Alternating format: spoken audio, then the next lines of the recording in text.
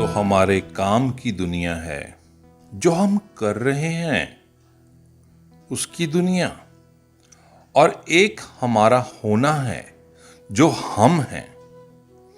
एक तो हमारी डूइंग और कामों का जगत है, और एक हमारे बीइंग का, हमारे होने की सत्ता, हमारे होने की दुनिया।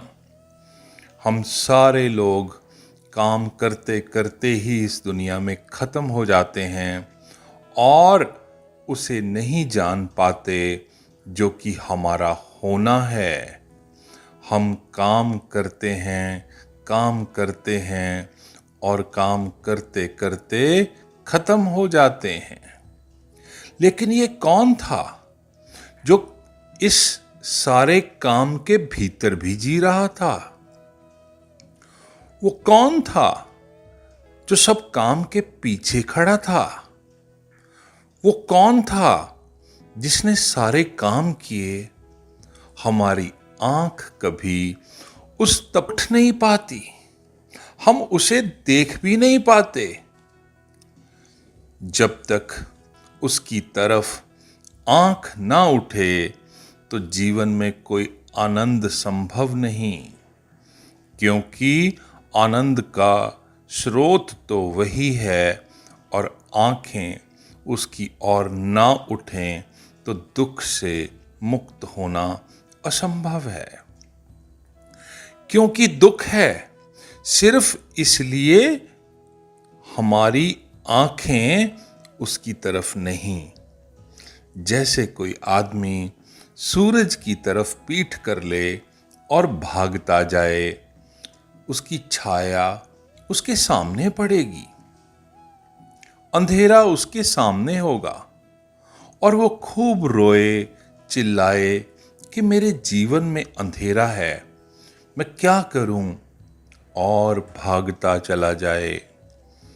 लेकिन सूरज की ओर आंख ना उठाए तो उसके जीवन से अंधेरा नहीं मिटेगा। वो लाख उपाय करे, हजारों किलोमीटर की यात्रा करे, छाया उसके सामने ही पड़ती रहेगी। जिसके पीछे सूरज हो, छाया उसके सामने होगी, और जो सूरज की तरफ टर्न कर ले, सूरज की तरफ आंख उठा ले, उसकी छाया खत्म हो जाएगी, विलीन हो जाएगी, और जीवन प्रकाश से भर जाएगा। है कोई सूरज हमारे भीतर, उसकी तरफ आंख उठानी है हमें। अगर हम ठीक से जानते चले जाएं कि ये मैं नहीं हूं, शरीर मैं नहीं हूं, मन भी मैं नहीं हूं, विचार भी मैं नहीं हूं, तो धीरे धीरे हम उसकी तरफ जाएंगे जो हम हैं। हम बीइंग की तरफ जाएंगे। दो बातें बहुत इंपॉर्टेंट हैं। ये जानना कि मैं हूं, और फिर इसे खोज लेना कि मैं कौन हूं।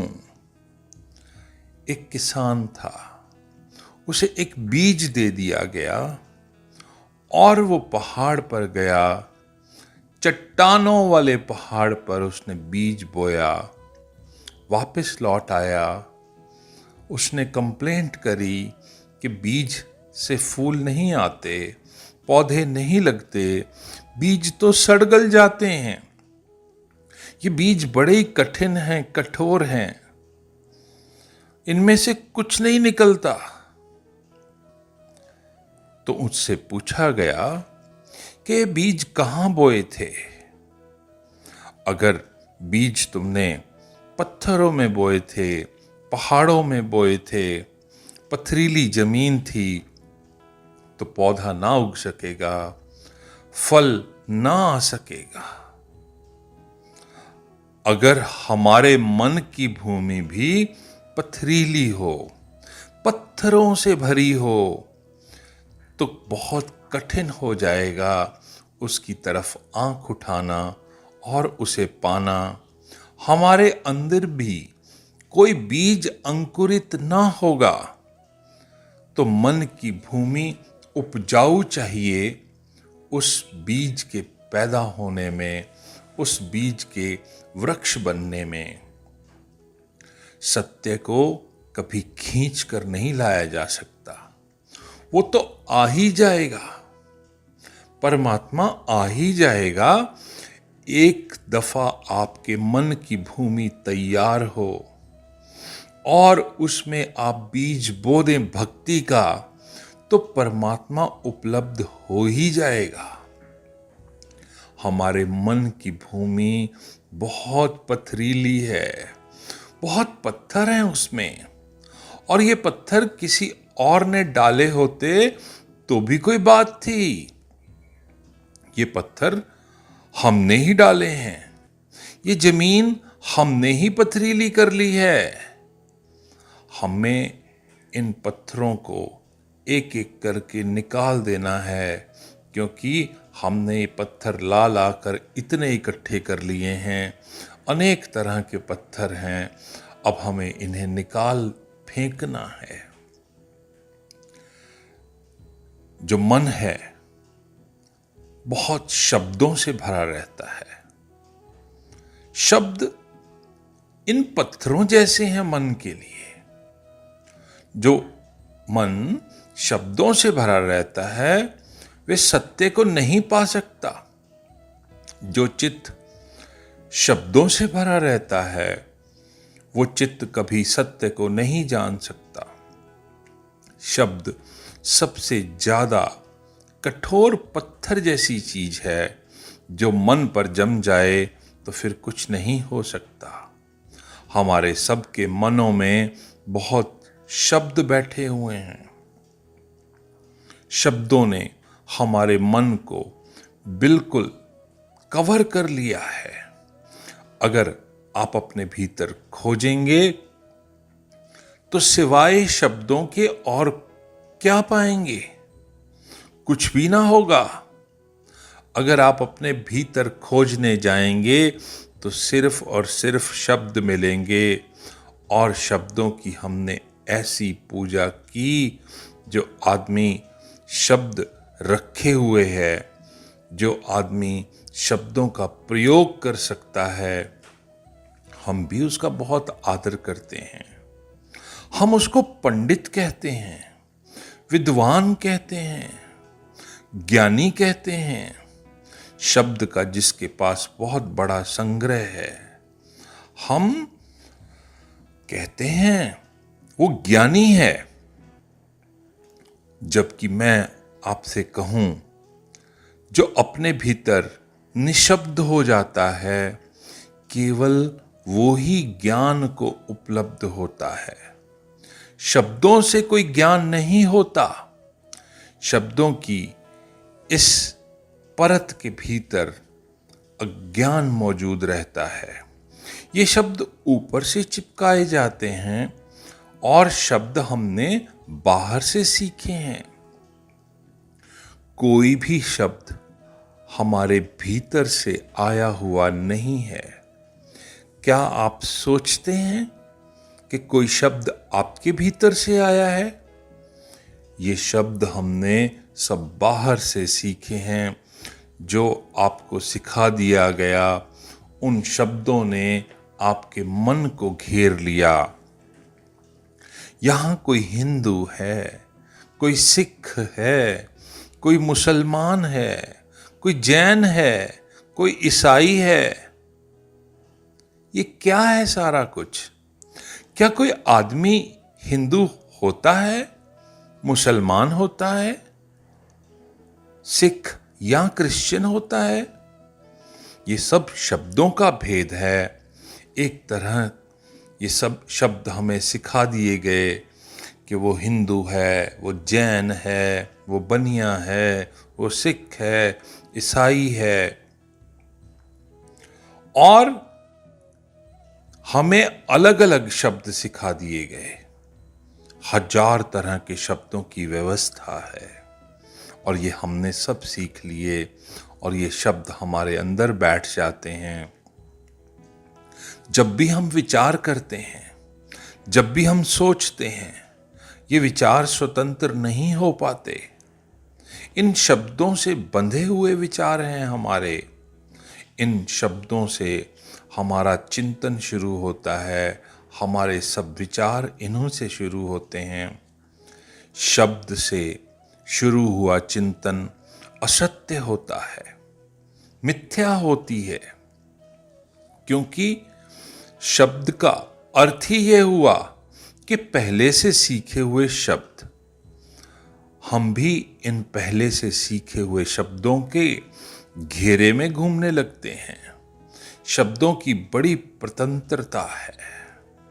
मनुष्य के इतिहास में जितनी स्वतंत्रता इस शब्दों ने दी, जितनी पीड़ा इन शब्दों ने दी, दुख दिया, और किसी भी चीज ने नहीं दिया।